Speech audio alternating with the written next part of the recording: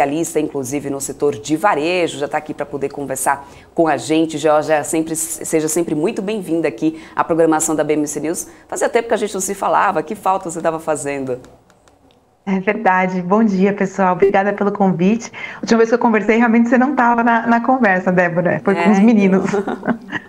Exatamente, mas que bom te ver por aqui, né? Pelo menos conversando comigo também. E numa semana, né, sequência, inclusive, de grandes resultados, bem movimentada, que foi a semana passada em relação aos resultados das grandes varejistas. Então, hoje eu quero começar falando contigo sobre isso, né? Resultado das principais varejistas do país. As empresas que mais, né, ficam no radar dos investidores são elas, Magalu e Via, não tem jeito, né? Depois desses números aí do segundo trimestre, as ações das empresas, inclusive, dispararam na Bolsa, hoje já começando o dia também movimentando alta. Como que você tem avaliado esse otimismo dos investidores em relação aos resultados, né, aos números? Os números e as perspectivas justificam essa movimentação, Georgia, na sua opinião? Olha, Débora, na minha visão, acho que o que tem no radar dos investidores é a percepção de que o pior passou já para essas companhias que estão expostas ao segmento de bens duráveis. Então, no caso, Magazine Luiza, Via e Americanas também entra um pouco no bolo, apesar dela ter uma exposição um pouco menor, ela também está exposta a esse setor, né?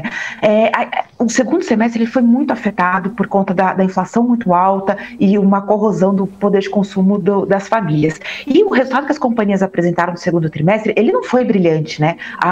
A Magalu apresentou prejuízo, a Americanas apresentou prejuízo, a Via apresentou um lucro que foi muito bem-vindo, melhoria de margem, mas ainda assim é um lucro muito pequeno, né? Só cerca de 6 milhões. Mas acho que o que chamou a atenção dos investidores mesmo é colocar essas companhias num contexto mais macro, né? Primeiro, o fato de que elas conseguiram, tanto Magazine Luiza quanto Via, gerar caixa operacional, que estava sendo uma preocupação dos investidores quanto à capacidade delas de efetivamente fazer a lição de casa, melhorar o capital de giro, que elas estavam apresentando um capital de giro negativo nos trimestres anteriores, e elas conseguiram realmente mostrar que reduziram o prazo de fornecedores e aumentaram o prazo de fornecedores e reduziram o prazo de estoque, e isso acabou melhorando a geração de caixa das companhias. E isso tudo num contexto também em que a gente está chegando perto do fim do ciclo de aperto monetário aqui no Brasil.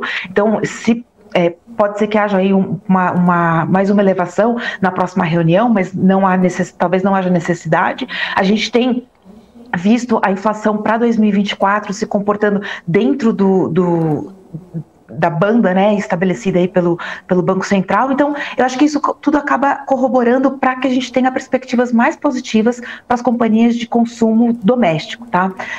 E acho que isso também a gente tem que levar em consideração também o fato de que as commodities elas têm se comportado de uma forma um pouco mais branda, né? Então a gente tem visto, por exemplo, o petróleo aí abaixo dos $100, e isso acaba corroborando para uma inflação mais arrefecida ao longo do segundo semestre, enfim, e com perspectivas mais positivas daqui em diante. Agora, falando especificamente sobre Magazine Luiza, a empresa parece otimista aí com a dinâmica do segundo semestre, com a Copa do Mundo, né? Tem Black Friday e também tem a questão do 5G. Qual que é a sua visão para esses pontos do varejo? Você acredita que podem trazer bons resultados para a empresa? Olha, Isa, eu acredito que o segundo... Georgia de novo, viu, Isa? Georgia, nos ouve? E Débora, desculpa. Onde vocês me perderam? Acho que é melhor retomar ali desde o início da resposta. Pode retomar isso. Tá. Sobre Magazine Luiza, né, no segundo semestre. Tá. Eu acho que o segundo semestre, assim, ele tem alguns pontos que devem sim corroborar para o crescimento das vendas das companhias, e de fato elas têm feito a lição de casa em termos de melhoria de margem operacional, então isso seria muito positivo. Então, Copa do Mundo, Black Friday, o lançamento do 5G, eles têm sim a tendência de ser positivos para essas companhias, mas a gente tem que colocar também isso em conta, o fato de que a gente tem visto aumento da inadimplência da pessoa física, né, e também o impacto que a elevação da taxa de juros que ocorreu nos últimos meses, os últimos trimestres, deve gerar no consumo. Então, a gente viu até a pesquisa mensal do comércio, por exemplo, tendo uma desaceleração das vendas no mês de junho. Obviamente que para o mês de julho, e acho que não para o mês de julho, a gente, por conta da PEC dos benefícios, um arrefecimento inflacionário, a gente deve ter um ponto positivo, mas a gente tem que ser cauteloso em relação a essa perspectiva aí positiva para o segundo semestre, exatamente por conta da inadimplência da pessoa física, que tem gerado um provisionamento, inclusive, maior de despesas, né, nas varejistas, que acabou gerando até um descontentamento aí por parte dos investidores em algumas companhias. Já na semana passada, o CEO, inclusive, da Magalu, Fred Trajano, falou que o futuro do varejo é online e não físico. A gente vê a força, né, que as varejistas têm feito para poder migrar para essa forma, com marketplaces e também uma gama maior de produtos disponíveis online. Qual que é a sua visão, né, para a parte online das varejistas e as concorrências de empresas estrangeiras? Porque elas estão vindo forte, né? Ao mesmo tempo que a gente também tem visto do lado físico, por exemplo, números recordes de movimentação nos shoppings, ou seja, não parece que o consumidor também está deixando, né, do consumo físico. Uhum. Débora, a gente precisa também pensar no seguinte contexto, né? Eu acho que o que o Fred comentou em relação do varejo no futuro ser online é muito, na verdade, é uma visão mais omnicanal que ele tem, né? A necessidade e o trabalho que a Magazine Luiza tem feito de digitalizar os varejistas analógicos, de forma que eles não fiquem 100% dependentes só das lojas físicas deles, enfim, que eles consigam ter um estoque único, que eles consigam ter esse estoque disponível no online também, mas isso não significa que eles vão vender para o Brasil inteiro.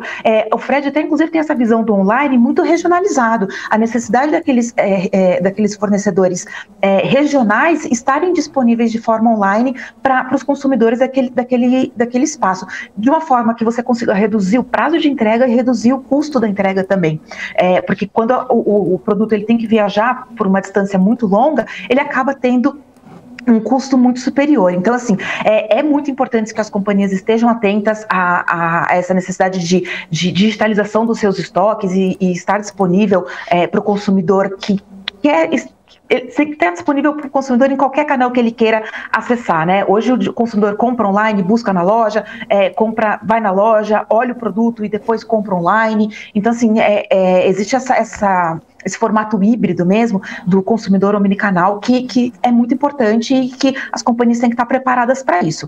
Quando eu vejo o que Americanas, Magazine Luiza e Via têm realizado no online, eu acho que Americanas e Magazine Luiza, Americanas e Magazine Luiza, eles apresentaram um crescimento muito robusto do marketplace deles, eu acho que isso é muito positivo. O 1P deles, que é estoque próprio, que está mais exposto a bem duráveis, ele está naturalmente passando por um momento mais desafiador, por conta exatamente do fato dessa questão macroeconômica, né, tá consumindo a renda do consumidor. Mas o que me deixa um pouco preocupada é, por exemplo, o online da Via, porque a gente viu as lojas físicas deles crescendo muito nesse trimestre, só que eu acho que o marketplace deles e o 1P, ele não tem mostrado o mesmo dinamismo, né? O 1P ele caiu de forma muito mais acentuada do que o que a gente viu em Americanas e em Magazine Luiza, e o 3P deles, que já estava atrasado, que já vinha atrasado por conta da administração anterior do que é atual, ele perdeu esse dinamismo. Então, eu entendo que a companhia, ela até pontuou que ela está passando por um reequilíbrio do marketplace e buscando ajustar, disponibilizar produtos de cauda longa e não ter produtos que concorram com os seus produtos que são mantidos em estoque, mas ainda assim eu acho que ele está perdendo o dinamismo de uma forma muito acelerada, tá? Eu acho que isso gera uma preocupação, porque quanto à capacidade da companhia de eventualmente, futuramente, conseguir manter as mesmas margens operacionais sem estar investindo para um crescimento do marketplace nesse momento.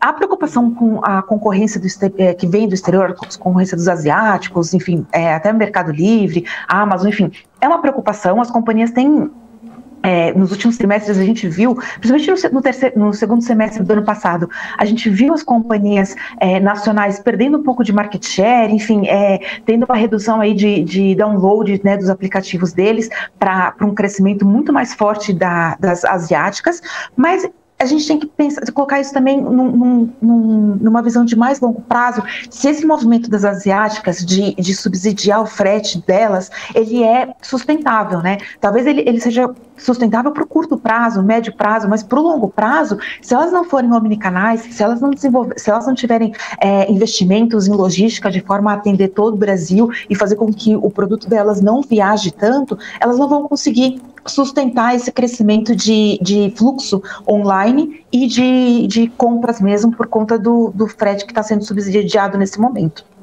E um outro ponto é que você comentou realmente, os shoppings, eles têm apresentado um fluxo muito expressivo, né, de fluxo de pessoas, crescimento de vendas, uma maior saudabilidade dos lojistas, e isso está muito atrelado ao fato deles terem também esse papel no lazer, né, eles são um ponto de passeio para as pessoas, eles também têm agregado muitos serviços nos shoppings, então as pessoas vão lá para almoçar, para fazer alguns serviços de costureira, manicure, enfim, tem outros serviços agregados que vão muito além de lazer também, de diversão, que vão muito além só da parte de compra dos lojistas. Então, apesar dos shoppings estarem sim apresentando um crescimento muito bom, inclusive de vendas, o fato é que eles também estão agregando outros serviços que vão além só da loja de vestuário, enfim, da loja de bens duráveis.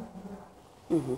Já tem até um comentário aqui de um dos nossos telespectadores dizendo o seguinte, que a China anunciou que vai priorizar o setor varejista brasileiro, né, que eles inclusive vão aceitar moedas virtuais para grandes negócios com varejistas aqui do Brasil. Você consegue ver algum tipo de collab, digamos assim, dessas companhias chinesas com o Brasil? Você acha que isso pode ser realmente palpável, assim? Se fosse, acho que poderia trazer uma boa perspectiva para as varejistas brasileiras, né?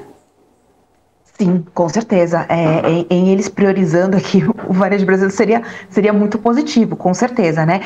A gente precisaria entender melhor que tipo de dinâmica seria, exatamente, que tipo de parceria seria, mas eu realmente eu não cheguei a ver essa notícia da China, mas se eles estariam falando mais na parte de como fornecedores ou se estariam falando inclusive as companhias de marketplace aqui chinesas que estão entrando agora no Brasil, né? Se fosse nesse sentido de asiáticas, o marketplace asiático no Brasil, isso seria negativo, mas enquanto fornecedores para as varejistas brasileiras, isso com certeza seria muito positivo. Mesmo com a variação do dólar, porque a gente tem visto também o dólar dando boas disparadas e as perspectivas aí das casas, né, Georgia, não é com um dólar abaixo de R$5, e a gente sabe que esse valor também está atrelado ali aos produtos que são dessas varejistas chinesas. Você acha que o dólar pode ser também um fator favorável para as nossas varejistas frente a essas chinesas? Eu acho que não chega a ser favorável, tá? Mas eu acho que a gente já está trabalhando com uma expectativa de dólar em torno de 5,20. Então, a menos que saia muito desse contexto, eu acho que não haveria uma mudança muito significativa nas perspectivas de vendas e de margens para as companhias brasileiras, tá? Então, é certo que se a gente tenha uma escalada muito forte desse dólar que saia dessa banda, eu acho que não faria tanta diferença, não. Perfeito. Agora eu queria falar um pouquinho sobre os resultados de empresas mais voltadas para o varejo de moda, Georgia. Marisa e C&A divulgaram seus números na semana passada. Qual que é a sua visão dessas empresas e do setor como um todo? Acha que consegue ter alguma recuperação ali após todo o cenário turbulento que viveu desde a pandemia? Isa, eu acho que o segmento de vestuário ele tem mostrado sim recuperação. Ele, inclusive, no primeiro no segundo trimestre, por exemplo, lojas Renner, a gente teve Arezzo também, eles têm apresentado resultados muito fortes, né? Eu acho que tem uma preocupação em relação ao setor de vestuário, que é o seguinte: eles tiveram uma base comparativa muito fraca no primeiro semestre de 2021, né? Os shoppings estavam fechados, eles são muito dependentes do comércio a maior exposição das lojas deles estão localizadas em shoppings e isso acabou afetando muito o setor. Além do que, o fato das pessoas estarem em casa, elas não estavam comprando roupas, né, para sair, para eventos, para ir para o escritório, para nada. Então, a partir do segundo semestre do ano passado, a gente começou a ver as pessoas voltarem para ter uma vida mais normalizada. Elas começaram a adquirir produtos, as crianças voltaram às lojas, voltaram para as escolas, os pais tiveram que adquirir produtos, né, de vestuário para as crianças que tinham crescido naquele período, não cabia mais nada, né? Então, eu acho que assim, elas já vinham mostrando essa recuperação. A gente tem companhias que, inclusive, já voltaram a margens operacionais muito próximas do pré-pandemia, mesmo a gente estando num contexto completamente diferente, com custos muito mais elevados, os fretes internacionais ainda elevados, e elas conseguiram recuperar. Por exemplo, é o caso de Lojas Renner, com um crescimento muito expressivo. Para o segundo semestre, a gente já tem uma base comparativa que não é mais tão fraca. Eles já tinham retomado as vendas no segundo semestre do ano passado. Então, obviamente que elas vão apresentar um crescimento muito menos expressivo, tá? No segundo semestre. Isso não deveria surpreender negativamente os investidores, porque isso já é esperado. O que nos preocupa, na verdade, é o fato de que esse segmento, eles têm uma penetração de serviços financeiros já elevada. Então, essas companhias, geralmente elas têm um cartão private label, né, que é aquele cartão utilizado apenas na loja física da varejista, e aquele cartão que é co-branded, que também é utilizado fora das lojas. E a gente tem visto uma elevação das provisões que geram desconforto, porque tem consumido aí margem operacional das companhias. Então, se ao longo do terceiro trimestre a gente continuar vendo essa inadimplência se elevando, isso vai gerar um desconforto, sim, com os investidores. Já gerou, né, nesse resultado do segundo tri. A Lojas Renner, ela apresentou um resultado que teve uma inadimplência muito mais elevada do que a gente observou nos últimos anos, e isso se mantendo nos próximos trimestres pode realmente gerar uma revisão de lucros para baixo em relação a 2022, eventualmente até 2023, tá? Eu não poderia falar especificamente de C&A e de Lojas Marisa, porque eu não cubro essas companhias, então eu não tenho recomendação, eu não tenho relatórios a respeito delas, mas acho que nesse contexto de vestuário, a gente teria sim uma perspectiva aí de ficar atento em relação à inadimplência e em relação às margens dessas companhias. E em relação agora, Georgia, falando sobre esse crediário que está aí aparecendo, né, nesse cenário, né, como uma grande salvação, talvez, aí, principalmente para as grandes varejistas. No caso, o Magazine Luiza até repercutiu bastante, né, ganhou aí todos os noticiários, o carnezinho gostoso, né, da Luiza Trajano. Muita gente também repercutindo já na semana passada o fato de que esse crediário pode fazer com que os produtos tenham o dobro do valor no final das contas, ou seja, essa facilidade do crediário, lembrando que a gente também tem aí um aumento de inadimplência do setor. Até que ponto isso também não pode ser um tiro do pé para o setor varejista, né, que está tentando investir ali num crédito mais fácil para o consumidor, quando a gente tem cada vez mais juros mais difíceis, crédito mais caro no mercado? Como que você tem avaliado essa tentativa das varejistas, né, nesse ponto de crediário? É muito interessante esse ponto, porque assim, se tem alguém que conhece o perfil do consumidor, é o varejista, né? Não que ele obviamente, se ele tiver adotar uma postura muito arriscada em termos de concessão de crédito, ele obviamente vai pagar caro em termos de elevação de inadimplência. Mas ele tem sim dados, cada vez mais dados de perfil do consumidor, frequência de compra, o que ele costuma adquirir, enfim, eles têm muitos dados que fazem com que eles consigam realmente conceder um crédito mais adequado para os seus consumidores, né? A gente vê a Via, por exemplo, com o carnezinho da Casas Bahia, que tem muitos anos, ela está conseguindo controlar a inadimplência, inclusive a inadimplência reduziu nesse momento. Então, assim, eles conseguem sim ter dados suficientes para fazer uma concessão muito adequada, tá? Eu acho que essa inadimplência é esperada, um crescimento de inadimplência nesse momento é esperado, com uma taxa de juros mais elevada, um poder de compra das famílias ainda pressionado, mas mantendo-se nas faixas históricas, não seria esse o problema mais grave, né?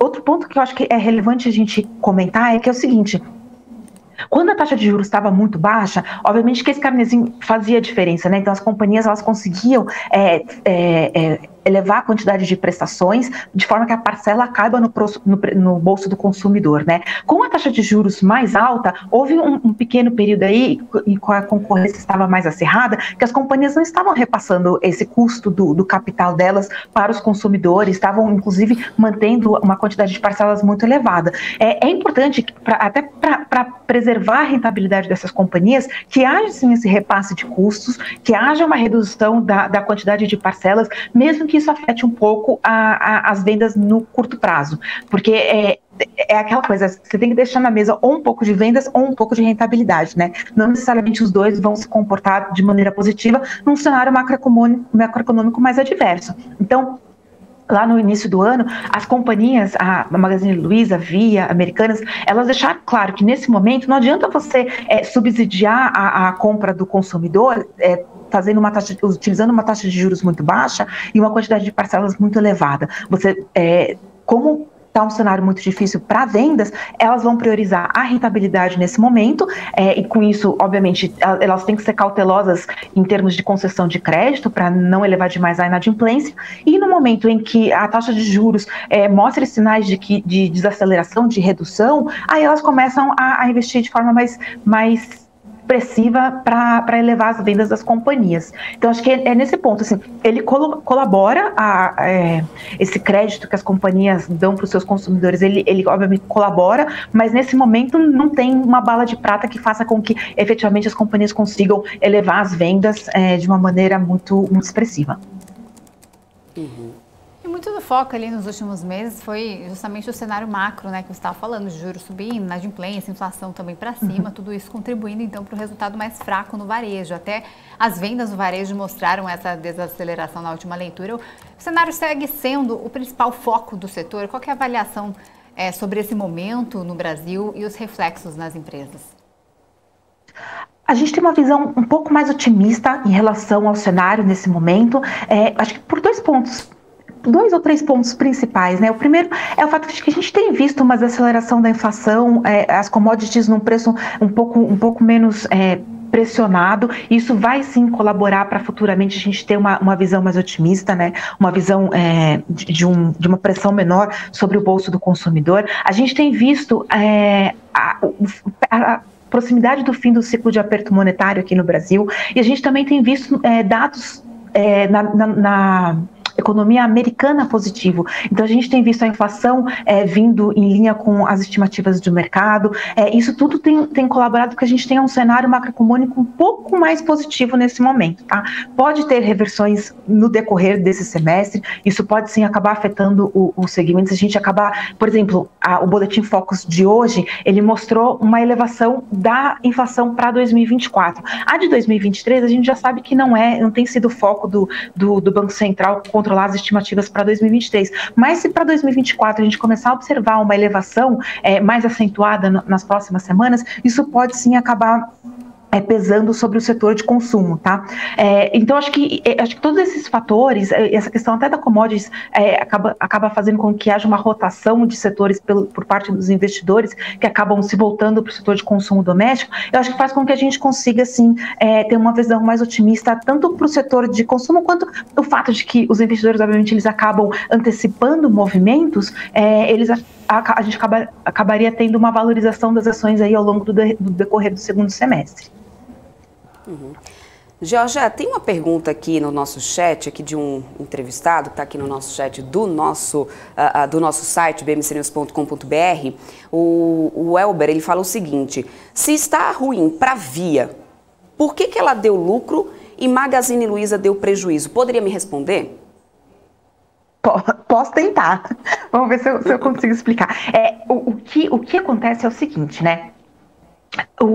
Não acho que o resultado da Via seja horrível, não é isso. Eu acho que o resultado tanto de Via quanto de Magazine Luiza tiveram pontos positivos e pontos negativos. Tanto Magazine Luiza quanto Via, ambas conseguiram gerar caixa operacional, que era uma preocupação super importante, super relevante para os investidores. Na Magazine, o que eu acho que tem de positivo em Via, em detrimento de Magazine Luiza, é que ela tem conseguido entregar margens operacionais maiores. Então, ela está rodando com uma margem EBITDA em torno de 8%. Isso é super bom, isso é super relevante, e isso tem conseguido anular esse efeito de crescimento das despesas financeiras por conta da elevação da taxa de juros, tá? É uma coisa que a Magazine Luiza tem feito a lição de casa, tem tentado e tem conseguido, né, elevar suas margens operacionais, mas essa margem operacional que ela entregou não foi suficiente para anular esse crescimento de despesas financeiras. O que me gera um pouco de preocupação em relação à Via, e que não é necessariamente ruim nesse ponto, é o canal online dela. Eu acho que ela ainda não encontrou um equilíbrio em termos de vendas nas lojas físicas e no canal online, tanto no P, que carrega o estoque próprio, quanto no marketplace. Aceleração muito rápida do marketplace, do crescimento do marketplace da Via, em comparação com Magazine Luiza e Americanas, por exemplo, que são companhias que já estavam crescendo há muito mais tempo e continuam crescendo o seu marketplace, tá?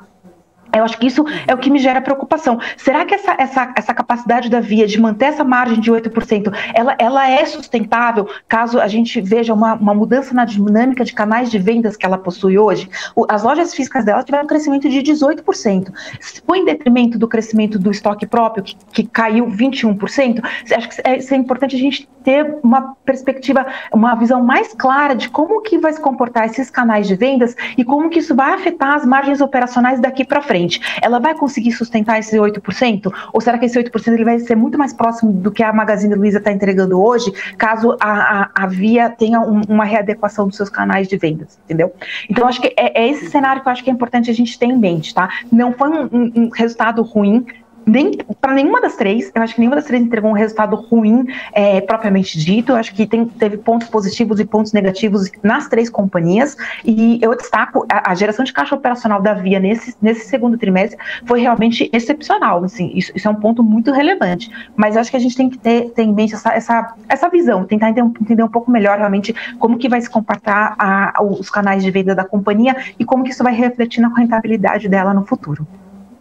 Perfeito. Jorge, só para a gente caminhar aqui para o final do nosso papo, que é sempre muito ótimo, uma verdadeira aula, inclusive detalhando mais sobre esses resultados que são difíceis da gente conseguir entender, principalmente diante desse cenário que a gente tem, né, da nossa economia. Então, só para poder a gente finalizar, você acha que esse período considerado como anormal, é claro, que a gente, né, vem passando por uma pandemia, a pandemia da Covid-19, você acha que isso ainda gera grandes efeitos no setor, né? Ou as empresas ainda, né, elas ainda estão num período de normalização e de recuperação da pandemia? Como que você tem visto isso? Já passou, né, esse monstro aí que vinha assolando bastante o setor desde 2020?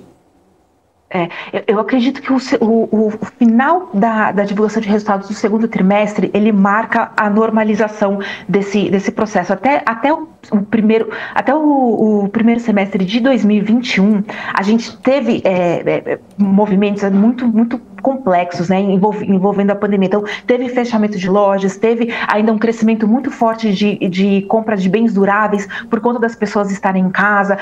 A gente viu o setor de material de construção super forte ao longo do primeiro semestre de 2021, e todos esses fatores acabaram sendo bases comparativas para o resultado que a gente olhou agora no primeiro semestre de 2022. A partir do segundo semestre de 2021, eu acho que a gente já teve um cenário muito mais em linha com o que a gente vem vivenciando desde julho do ano passado para cá. Obviamente, questões inflacionárias pesaram bastante, a guerra da Rússia e Ucrânia também vai pesar para algumas companhias, mas acho que em termos de pandemia, eu acho que a gente já pode considerar que os resultados do terceiro trimestre, ele já vem com uma base comparativa mais normal, e a gente consegue ter esse efeito de conseguir visualizar um cenário mais normalizado para o resultado da companhia, né? Obviamente que existem alguns efeitos da pandemia, acho que mais principalmente em relação à guerra que estourou agora no mês de março entre a Rússia e a Ucrânia, que acabaram gerando pressões inflacionárias que vão se manter persistentes ao longo dos próximos trimestres, talvez até primeiro semestre de 2023. Então, assim, existem outros efeitos que vão se manter mais evidentes nos resultados das companhias, mas acho que em termos de pandemia, principalmente em relação à base comparativa, eu acho que esse efeito já foi expurgado, e a partir de agora a gente pode trabalhar com uma base mais